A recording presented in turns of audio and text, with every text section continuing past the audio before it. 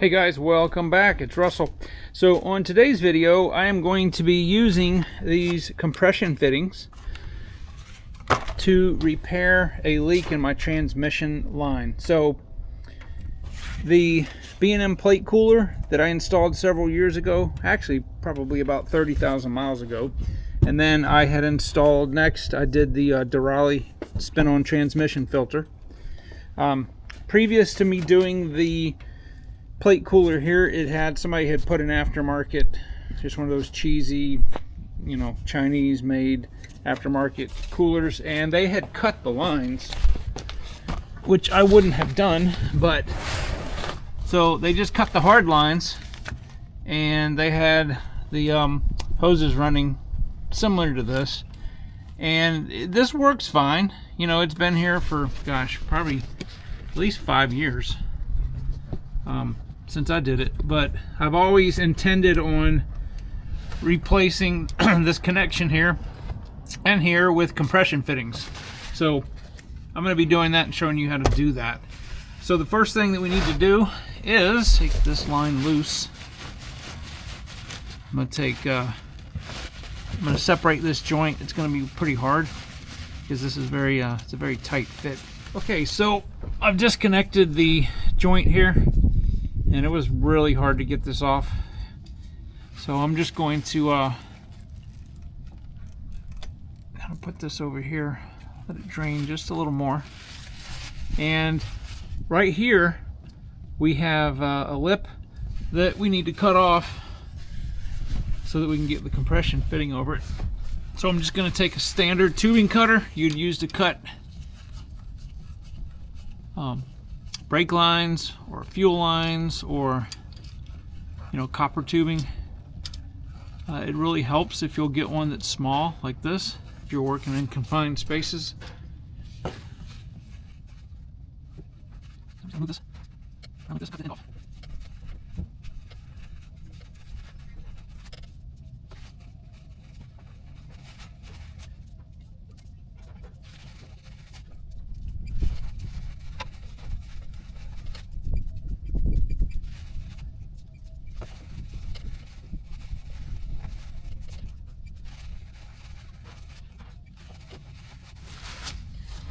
All right, so I've got this barb fitting in here, and then I put this, I took this fitting right here first and tightened it against this to get it to get where it would stay, so it would flare out here, because you need this part to twist as you're tightening this. So tighten this fitting up into here, and then just attach this like this. So just snug. You don't want it too awfully tight. And then let's go ahead and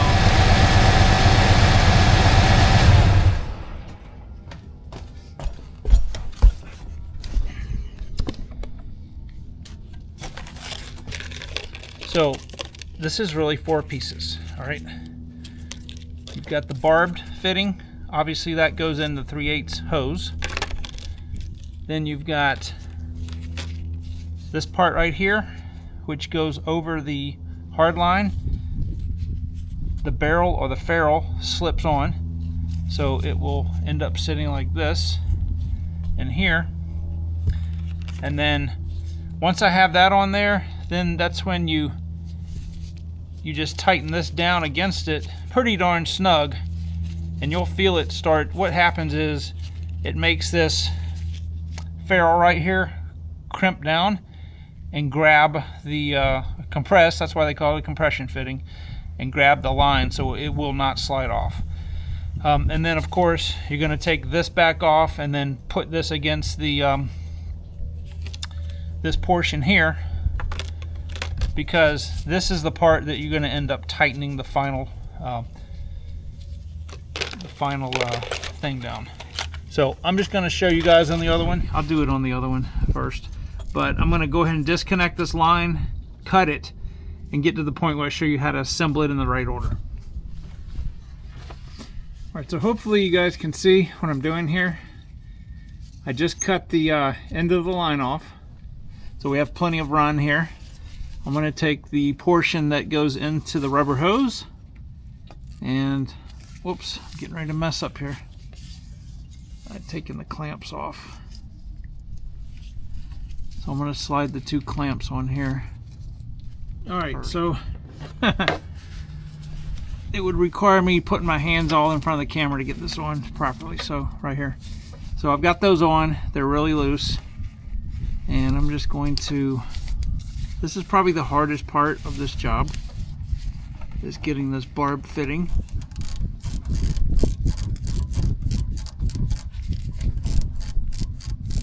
Okay. Whew. So it should be down all the way, and because it's so cold, I didn't mention to you guys that it's like 40 degrees out here. And even though I ran the truck, the lines are cold again, so I just took my heat gun, heated up, and it made 1,000 times the difference. So, all right, so I'm gonna go ahead and tighten these up. These happen to be, so that is going absolutely nowhere. Okay, so once that's on there, you're good. Now, I'm going to take the nut. All right, you want to make sure to slide that on before you put this little ferrule on. You're going to put that on there like that, and then I'm taking the ferrule and sliding it over, just like that. All right.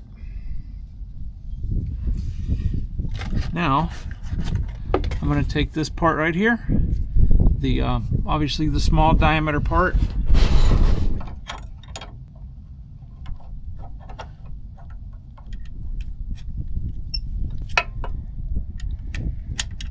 All right. So, next thing we have to do is take this back off. All right. And there's the ferrule. It's not going anywhere. Okay. So what you have to do now is I'm going to go ahead and put Teflon tape just on this end here. All right. And then I will tighten it into here, right, like that. And then I'll show you what the next step is.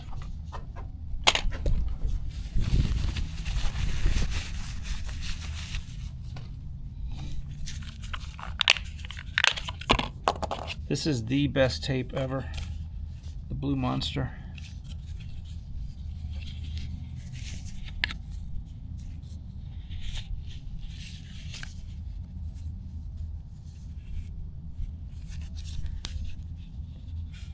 So I'm going to maybe give it 2 revolutions.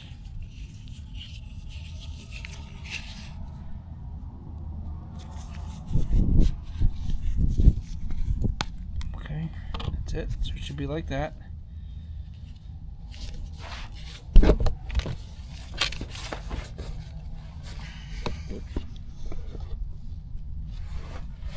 All right, this it's final wipe.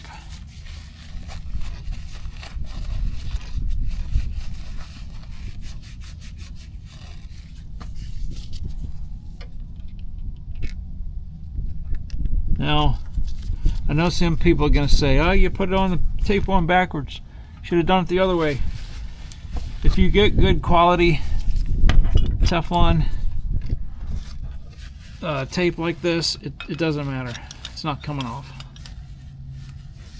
The whole point of the Teflon tape is not to look pretty, it's to seal the threads. I know these are good quality. Okay, so that's done. Now the reason that I put this and this here is if you try to attach this, one of these has to move. It has to spin, and it has to be this one on the line itself. So I'm going to cut these zip ties real quick. I would probably make some custom like AN hard lines or something, and not use this cooler line, but this stuff works fine. Okay, so basically you want to just set this against the ferrule like that, right? And get it square, don't cross thread it.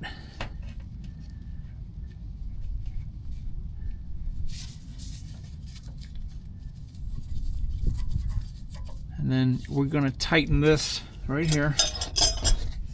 This right here is not going to be very, it's going to be snug, but again, you gotta, it's about all you want, okay? And if it's weeping or leaking a little bit, we'll do that. This joint right here really is never ever going to come apart again unless I was to take anything out. If I do a fluid exchange, this is the one, because this line goes back to the transmission. That's the one that I would actually take apart. So, all right, this wind is really kicking up, so I'm going to spray the area down here real quick with some brake cleaner.